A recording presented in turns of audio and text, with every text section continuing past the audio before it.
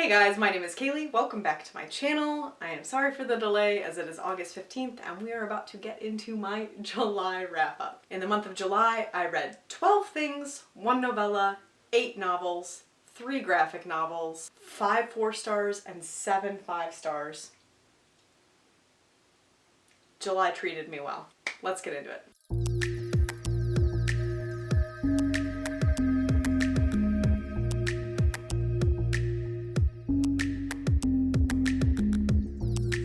So first and foremost, my first 4-star is a graphic novel, and that is Kim Reaper Volume 2, Vampire Island by Sarah Graley. Now, the first volume of this book did not grip me. I believe I gave it a 3-star. It's cute, it's fluffy, it's a superficial story. There's not really a whole lot to unpack, but I did enjoy it. So in this storyline, Kim is a Grim Reaper, and she's also a college student, and that's how she meets Becca, and Becca has a crush from her from afar, and Becca accidentally gets pulled into one of the Grim Reaper universes, and it's kind of establishes their relationship in the first graphic novel. You follow them into this graphic novel where their relationship is still strengthening, but Becca brings her best guy friend along to try and get him to like Kim. That's all she wants. That's basically the synopsis of this graphic novel. The volume 2 is her trying to get her friend to like her girlfriend, and they go on an adventure to a vampire island and shenanigans ensue. The art style is super cute. There's a lot of representation in here. We have a non-binary character. We have all different races, all different body sizes. Obviously, we've got different levels on the LGBTQ spectrum.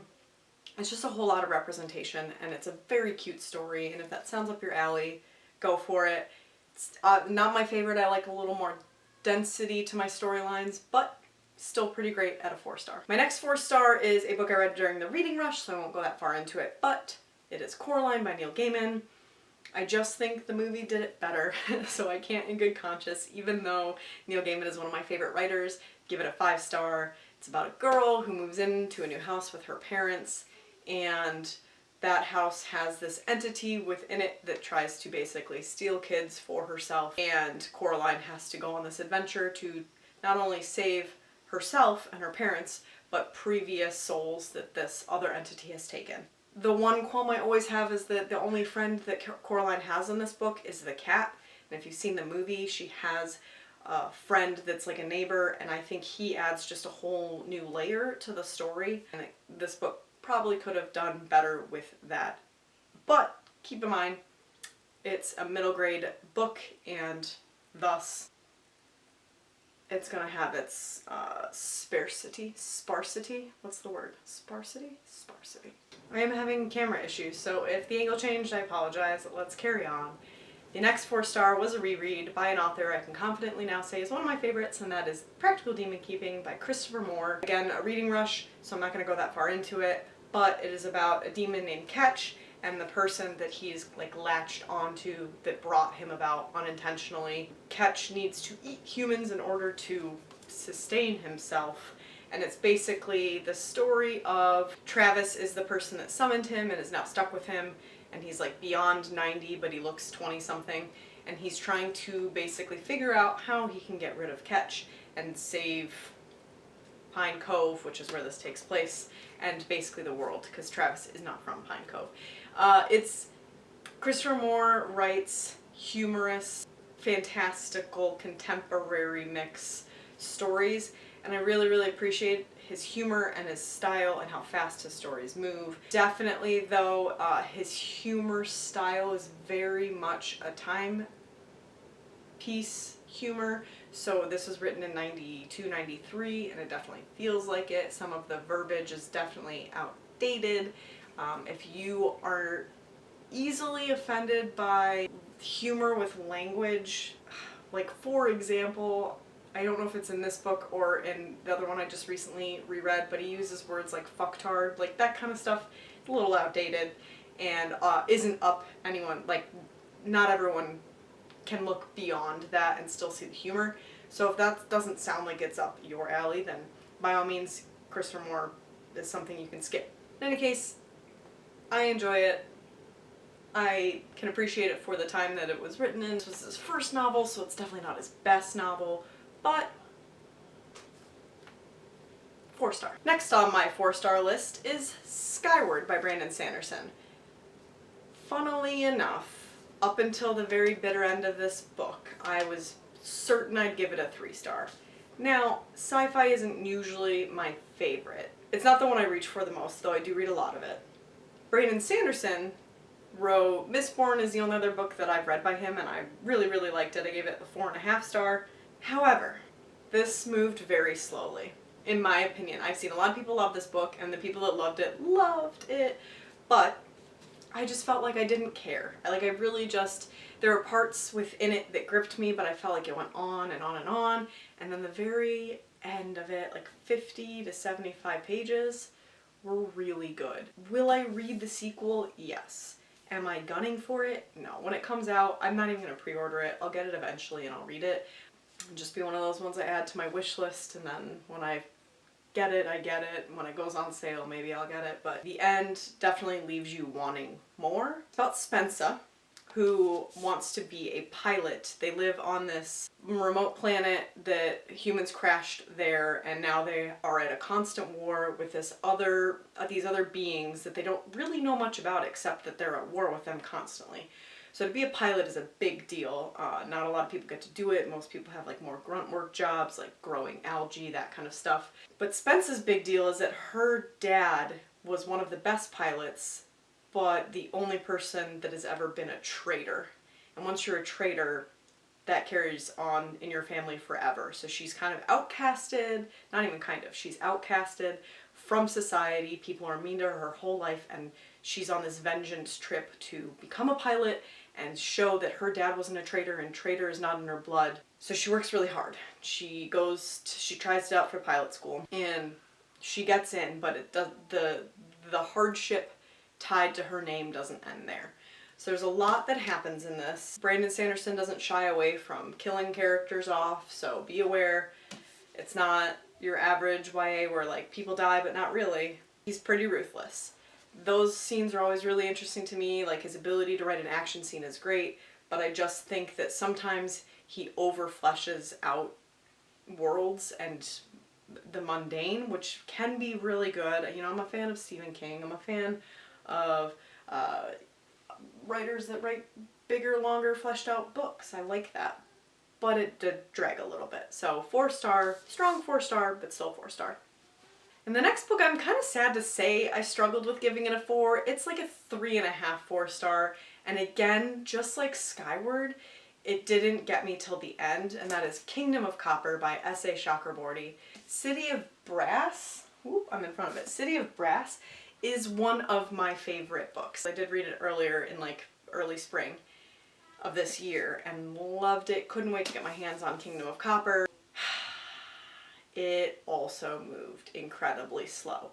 Now, there's a lot of build-up and backstory to make how this book wraps up impactful and to make it make sense, but I think that it drug a little bit too much. To continue on to the story of City of Brass without giving anything away, the main characters at the end kind of all split off in different directions, and in the beginning of this book they're still separated, and we jump 5 years in advance, like almost immediately. So there's no point between then and now. So that sounds like the pacing would be really fast.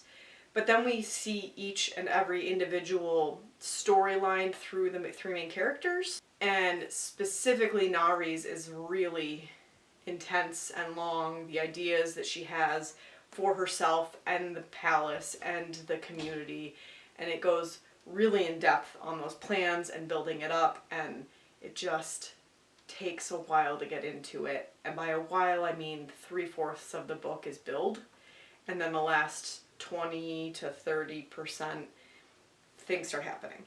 But those things that happen are pretty intense. So I gave it a 4-star. I am definitely looking forward to, I can't remember what it's called, but the 3rd and final installment isn't out till I believe spring of 2020, so we've got a while to go because S.A. Chakraborty writes a lot. This book is quite thick and the text is quite tiny, and it did take a while to get through. I think I read it over the course of 2 months, so I'm glad that I did it, but I definitely think that it could have been condensed just a little bit by like 50 to 100 pages, because we're topping out at like, what are we at? It's over 600. Regardless, 4-star. Moving into my 5-star reads, I'm gonna throw this one in at the bottom just because it's very minimal. It's not really a book, but that is Memento by J. Kristoff and Amy Kaufman. This is a little novella that was a pre-order incentive for Aurora Rising. The only way to get it bound is if you pre-ordered Aurora Rising, and I believe only in the United States. I'm not sure it will come out in any other format, but I read it for the reading rush as purple on the cover, and I really enjoyed it. This is a prequel to the Illuminae files. You can't see it on camera, but they're up there. And it's about Aiden. It's basically about the moment where he, pre-Illuminae, gets damaged. So it's a very short, it's like 80 something pages, and it's in the same format as the Illuminae files. So it took maybe 45 minutes to read this. But Aiden's one of my favorite characters that's been written, because who doesn't love a chaotic AI? 5 stars. My next 5-star, and I think the only 5-star I've ever given this author, despite being one of my favorites at a consistent 4-star level, is After the Quake by Haruki Murakami. This was a collection of 6 short stories. I read it for the reading rush. They are unrelated short stories that somehow slightly weave together, all because they take place based on or post an earthquake that happens in, I believe, Tokyo, definitely Japan. I think it's a Tokyo earthquake. Nope, I lied. It's a Kobe earthquake. It's weird.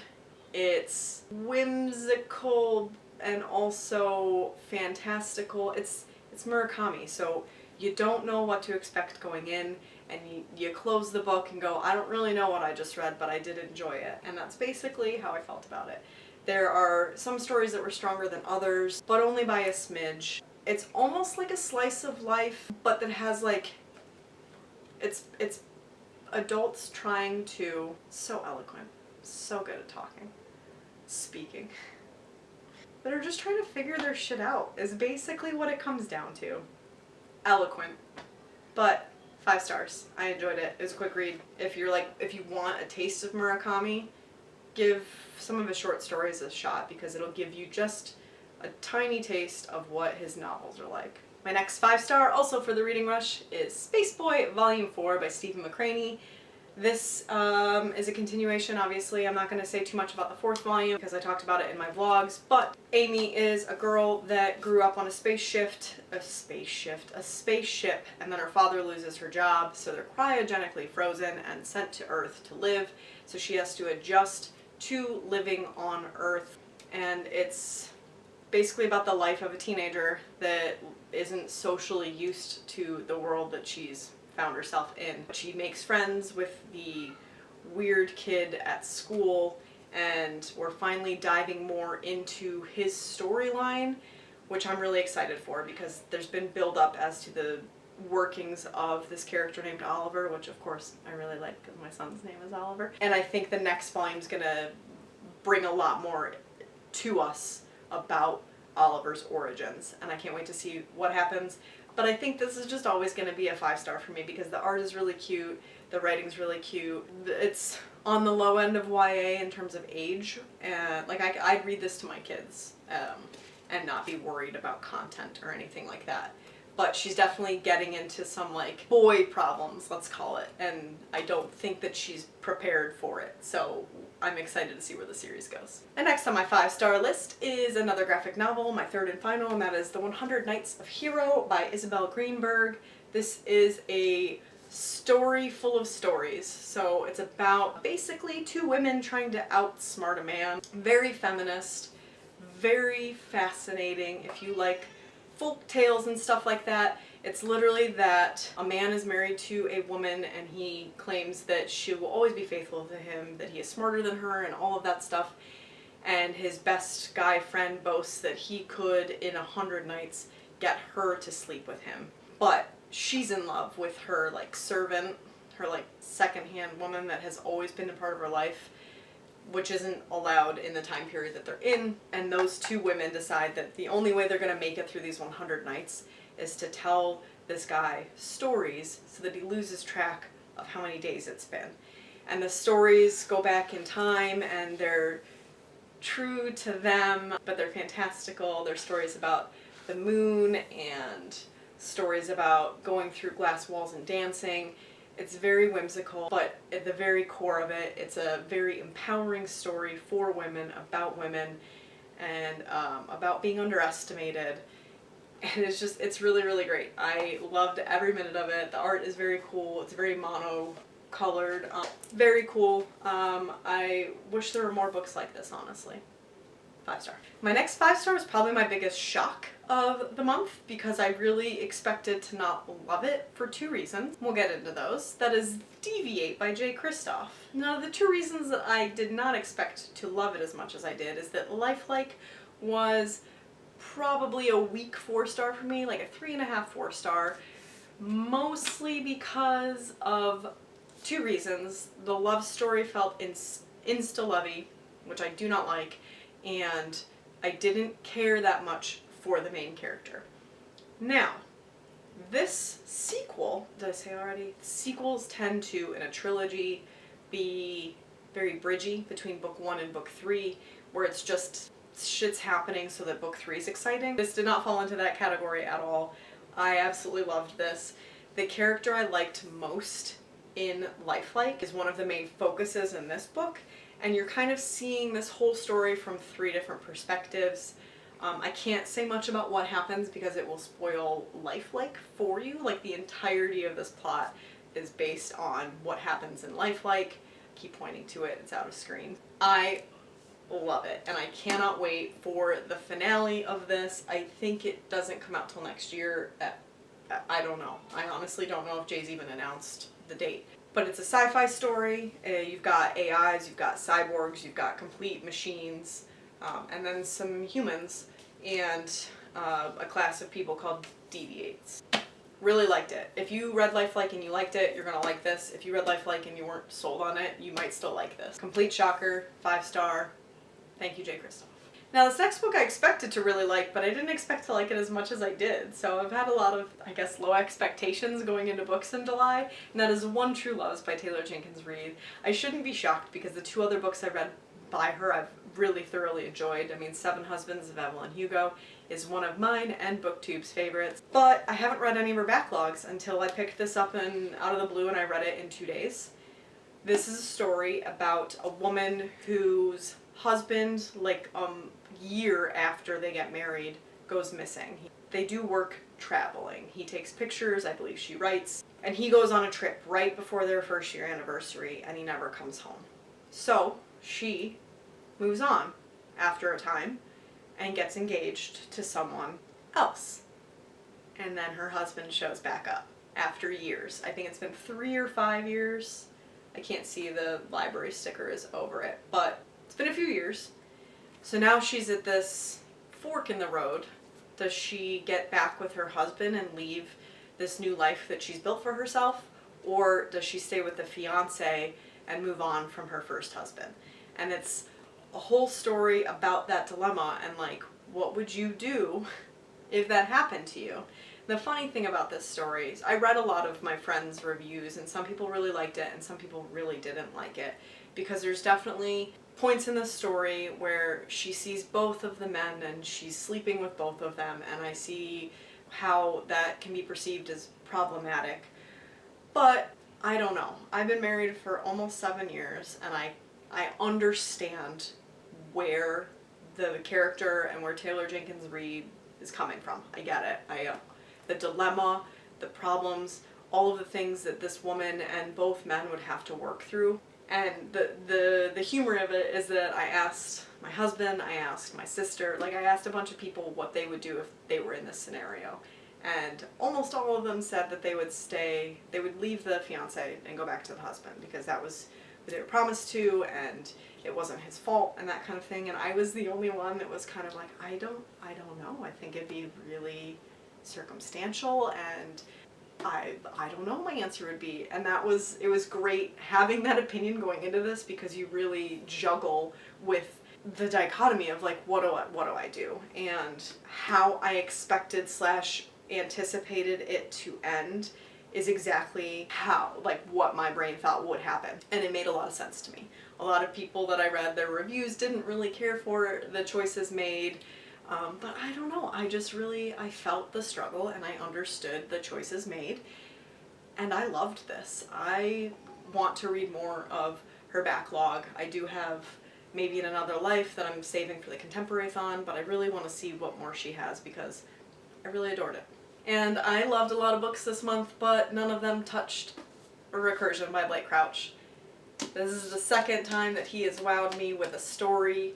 There is a tiny part in the book where it kind of drags a little bit, but it made sense to do so because of the storyline. So this is about, if you've read Dark Matter by Blake Crouch, there's a similarity to it in that you're taking science and fucking with it so that it kind of ruins everything.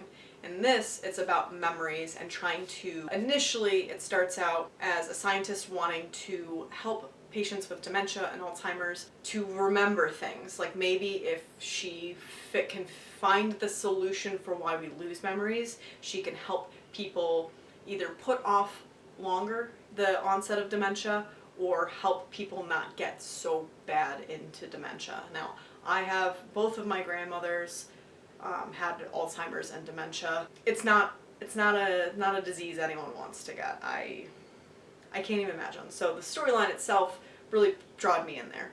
But of course, like most things, someone wants to use it for something more than just that, and this is the fallout of that, where they use it to go back and alter time.